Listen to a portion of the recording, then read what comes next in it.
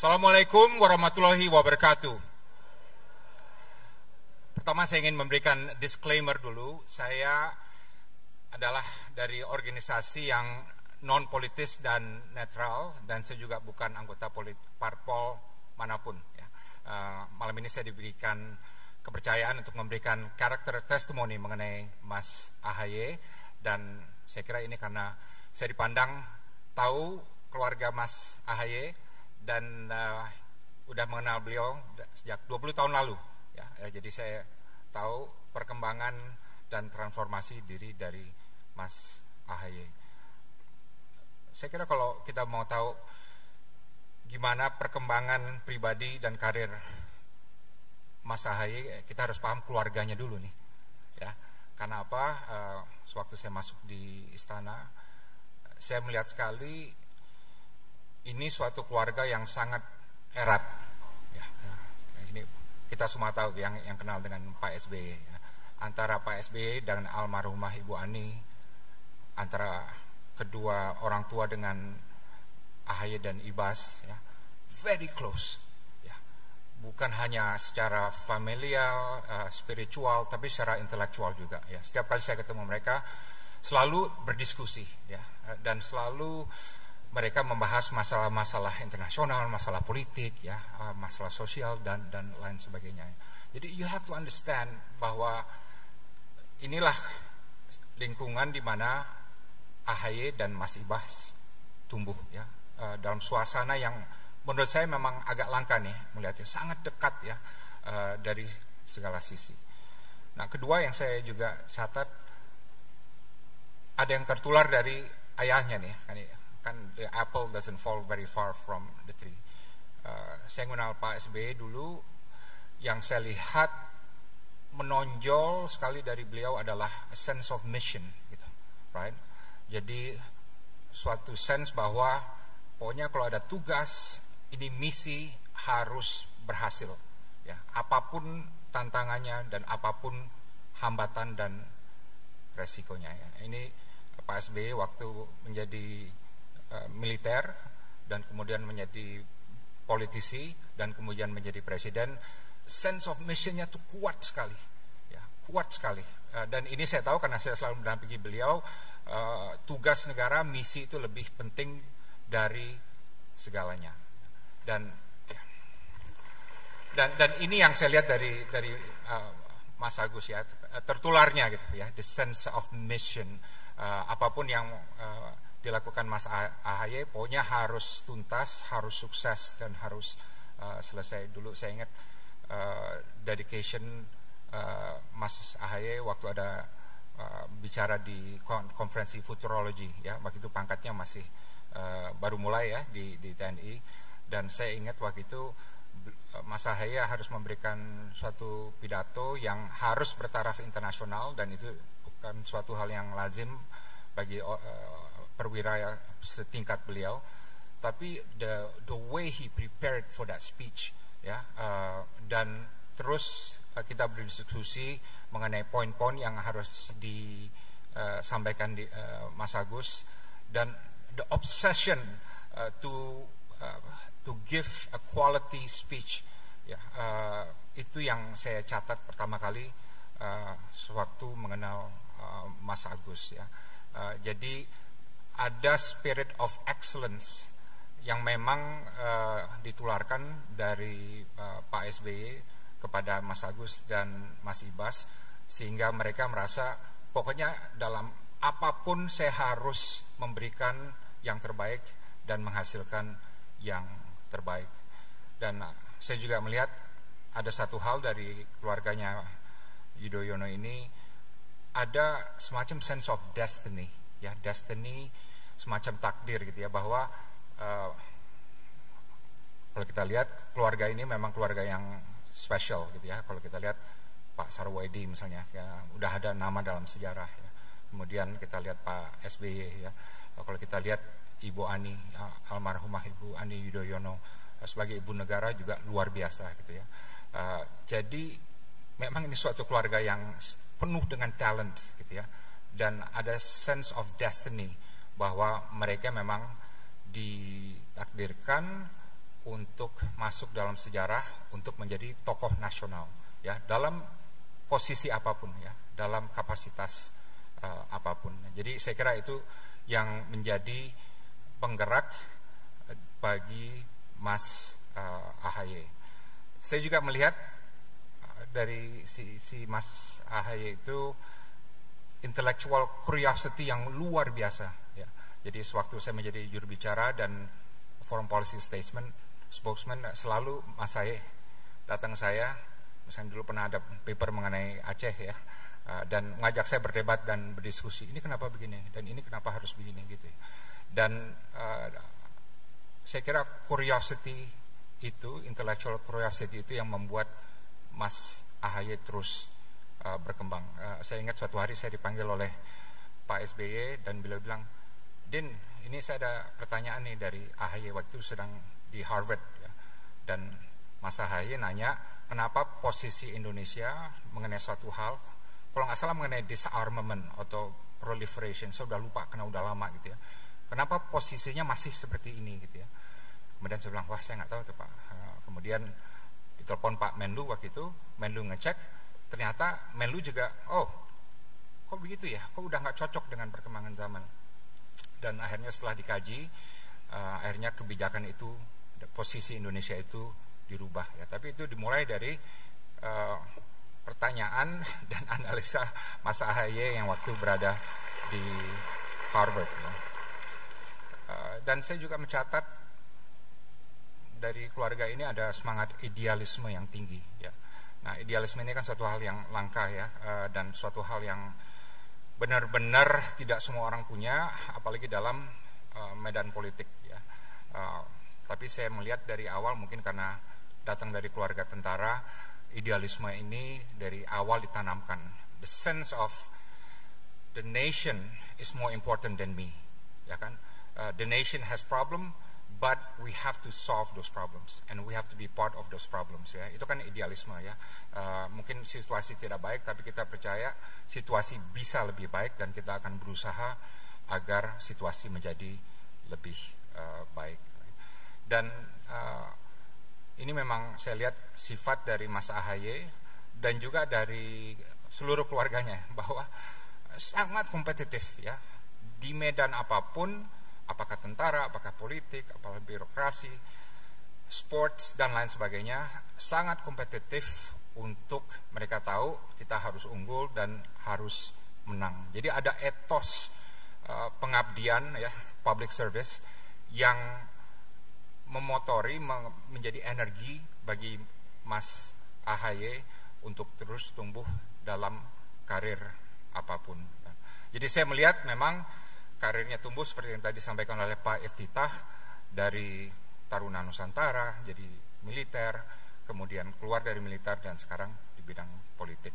Saya ingat waktu Mas AHY masuk ke politik, saya bicara dengan istri saya gitu, okay, you know this is a big move ya, ini gimana bisa masuk ke next level ya, gimana next level gitu. Dan yang saya bilang, saya ingat waktu itu ya, ingat ya, Ocha, saya bilang kalau mau masuk next level, AHY harus jatuh, harus kalah, harus babak belur, harus sakit, dan harus pernah membuat kesalahan. Otherwise, tidak ada orang yang bisa tumbuh ya kalau tidak babak belur, tidak sakit, tidak jatuh, dan tidak kalah ya.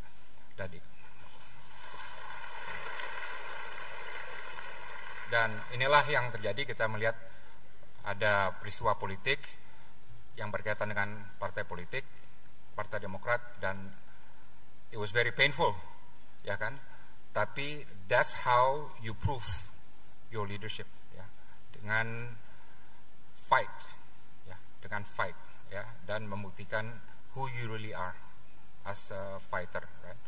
Dan kesalahan jadi guru, babak belur jadi guru, sakit jadi guru, jatuh jadi guru, dan lain sebagainya. And you are a better person because of it. Kedua apa? Kedua, selain harus jatuh, kalah, babak belur, sakit dan salah, harus create space, ya, create your own space. Keuntungan dan disadvantage dari Mas Agus adalah menjadi anak presiden. Ya, keuntungan karena orang akan melihat pasti membuka jalan, pasti membuka pintu, hormat dan lain sebagainya, ya kan. Tapi itu juga bisa menjadi curse karena kita lihat banyak orang yang ayahnya hebat dan terlalu terlena sehingga dia lupa untuk membuat space sendiri, profil sendiri, ya, reputasi sendiri, prestasi sendiri. Dan ini yang saya lihat dari Mas Agus, you are in the level now di mana Pak SBY sudah ke belakang, mundur. Ya, kita ingat film Godfather, right? Dulu waktu Corleone, right? Kemudian Don Corleone ditanya, ini gimana nih urusan. Terus Don Corleone bilang, oh, it's Michael's business now, it's Michael's business, let him take care of it, right? So inilah yang sekarang kita lihat dari Mas AHY, creating your own space, profile, reputasi dan prestasi. Dan ini saya alami waktu kita baru-baru.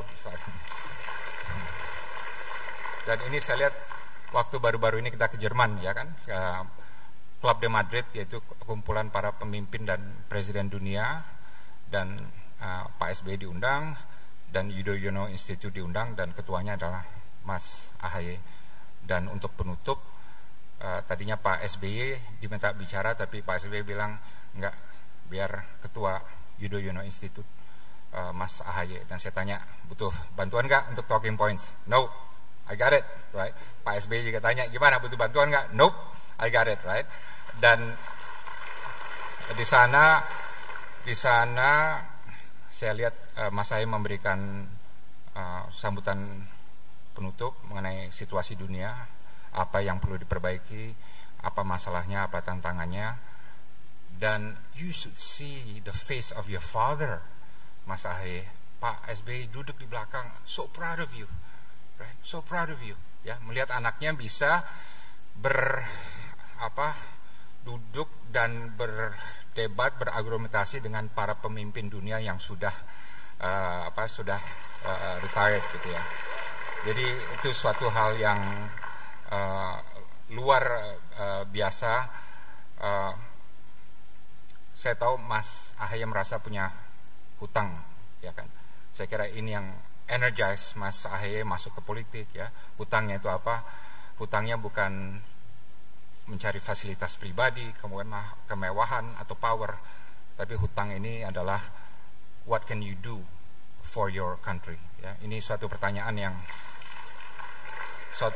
yang ditanyakan oleh your father, ya, Pak SBY dulu, your opa Pak Sarwoedi, ya. Not what do I get, what kind of power, gimana meraih kekuasaan, tapi bagaimana memberikan yang terbaik bagi bangsa dan negara. Saya hanya ada satu titipan, Mas AHY, gitu ya, yaitu DNA bangsa kita selama 50 tahun pertama itu adalah mengenai kebinekaan, ya kan, Bhinneka Tunggal Ika, ya. Orang tanya apa yang membuat Indonesia itu special, kita bilang kita dari berbagai etnis dan agama kita jadi satu, ya. Dan ini kunci dari nasionalisme kita, bahwa kebinekaan, ya, keberagaman, pluralisme itu adalah DNA dari bangsa Indonesia. Tapi saya melihat ada yang baru, ya, dan saya nggak tahu apa kita sadar mengenai itu atau tidak. Saya keluar negeri, saya mampir di Thailand, ada kudeta. Saya melihat Pakistan, ada kudeta juga di Myanmar. Ada di negara-negara di mana kita nggak bisa berkomunikasi, segala sesuatu dikontrol, ya. Banyak negara yang tidak ada beberapa negara yang juga tidak ada pemilu, ya, tidak ada kebebasan, rakyat tidak bisa mengkritik, dan lain sebagainya. Ya. Intinya apa? Yang membuat kita spesial sebagai bangsa sekarang ini adalah DNA yang baru, bukan hanya DNA kebinekaan, tapi DNA kita sebagai bangsa yang berdemokrasi. Right? Kalau Anda setuju, silakan tepuk tangan.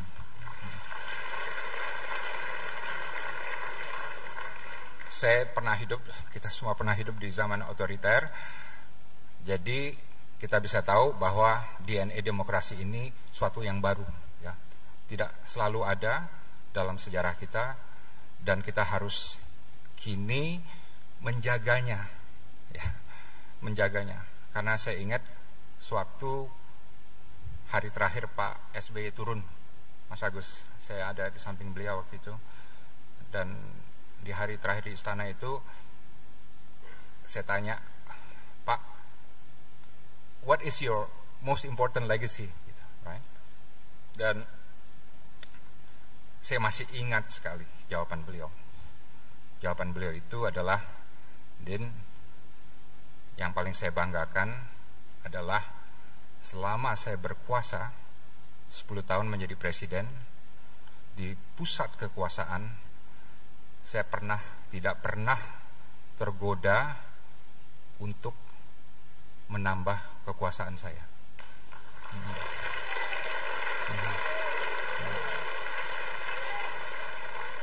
Dan ini suatu hal yang langka dan spesial, karena kalau kita lihat dari konteks dunia internasional waktu itu, saya tidak sebutkan negara-negaranya, tapi banyak sekali negara-negara di mana pemimpin yang berkuasa selalu mencoba waktu itu tergoda untuk menambah kekuasaannya dengan berbagai cara. Jadi beliau merasa benar bahwa, Din, institusi lebih penting dari saya. Ya. Dan di masa saya yang paling penting adalah saya tidak pernah membiarkan diri saya lebih penting dari institusi. Right? Nah, jadi ini, ya. Jadi ini menurut saya mohon titipan, saya udah 58 nih, ya, saya punya anak yang sama umurnya dengan anaknya Mas Agus sama Mbak Anissa. DNA yang baru 20 tahun ini, DNA demokrasi, please jaga, jaga. Karena kita DNA kebinekaan udah top, right? Tapi DNA demokrasi masih sangat labil gitu ya. Dan yang kita ingin, gimana caranya DNA demokrasi ini terjaga baik. Setiap generasi pemimpin, ya, generasi politik itu harus lebih baik dari generasi sebelumnya. Generasi berikutnya harus lebih progresif, lebih reformis, lebih open minded, lebih transformatif, ya, dan bisa menjaga kaedah-kaedah demokrasi dan keunggulan Indonesia. Terakhir saya ingat apa yang disampaikan oleh ayah saya, ilmu berlian, ayah saya bilang, right? Dino, kamu harus punya ilmu berlian, ya. Dan ini yang saya lihat dari Mas Agus, ya. Apa itu ilmu berlian? Itu adalah suatu ilmu berlian ditaruh di air, ya, ditaruh di lumpur, ditaruh di minyak, dalam kondisi apapun, dalam suhu apapun, tetap berlian, ya. Jadi saya ucapkan selamat, happy birthday, dan saya tahu Mas Agus, saya tidak tahu apa nasib ke depan, perjalanan politik seperti apa, tapi dari generasi barisan pemimpin politik Indonesia ke depan, dengan adanya Mas Agus dan tokoh-tokoh yang progresif dan reformis ke depan, saya tahu masa Indonesia akan lebih baik. Terima kasih.